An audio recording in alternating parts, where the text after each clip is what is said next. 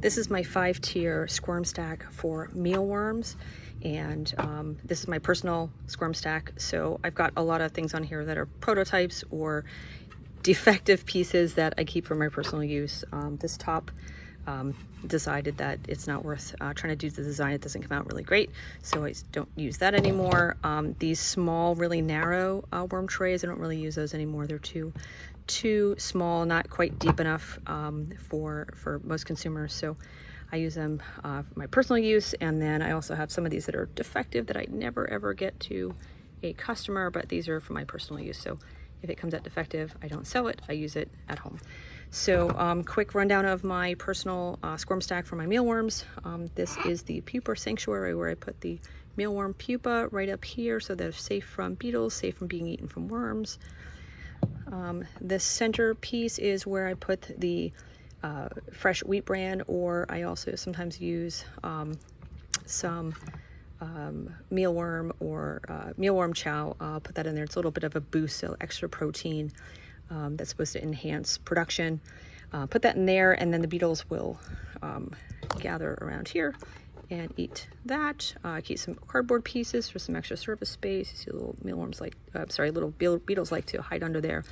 There's probably about 30 or 40 beetles in here. I don't really keep a ton of beetles. I don't need a huge amount of mealworms for my personal use. Not personal use, but for my pets here. This is the nursery bin. This is kept right below the beetle bin. This is where the tiny baby worms will hatch. Well, the tiny baby worms will hatch in here, and they will fall through the perforated bottom.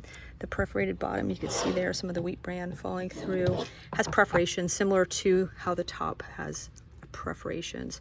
The baby worms will fall through there. Not really the eggs, it's the baby worms that fall through and then live here. You can see all those tiny baby worms right there.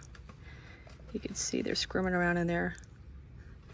When they're immediately hatched, really hard to see, but as they grow out, you can definitely see them. This is a big baby. Move him down there.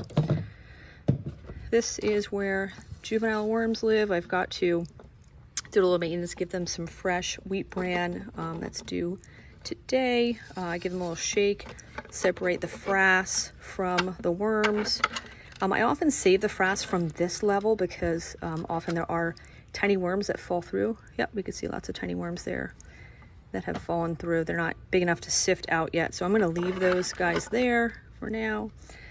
This is where I've got usually juvenile worms, but my juvenile worms have caught up to the full-grown worms, so I've got now 2 trays of full-grown mealworms, and they are starting to pupate. So while we're here, let me go ahead and zoom in a bit here. I'll show you how I don't use a pupa sifter, because the pupa, I just pluck them out gently. Sometimes I use a spoon, and I just move them to the pupa sanctuary. Oh, there, little guy. I'll move them right here, see if you can see that a little bit better. There we go. Got lots of them pupating right now, so I'm gonna have lots more beetles. The mealworm beetles live and produce for about 3 months, so it's not a real long time. So I do need to replace beetles to keep the stack going, keep the colony going. That's all the pupa for now. And that one, again, this tray has caught up, so I've got worms pupating here as well. So what I might actually do is slow one of these trays down by sifting it, taking out all the pupa first.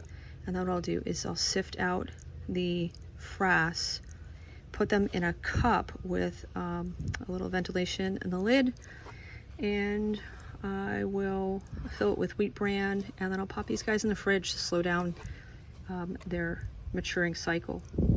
So you can see lots of frass in this, and I'll show you how to sift out the frass. Super easy with these sifting inserts. I just pull up the insert just a little bit like that to make it level here, and I just give this a shake. Just like that, and then we take a look. And what's left under here is frass, and there's no baby worms. There's no baby worms in this frass because these worms have aged, and any worms that were in this tray, since I rotate the trays, any worms that were in here are now full grown. So I never have baby worms in this frass. This frass can go right into the garden. In this case, I'll just sprinkle it out here. into my grass since I'm outside, and then I'll put my worms back in and put my SquirmStack back together after this maintenance here. So worm tray 4, 3 juvenile worms, 2, and tiny baby worms, the nursery tray here.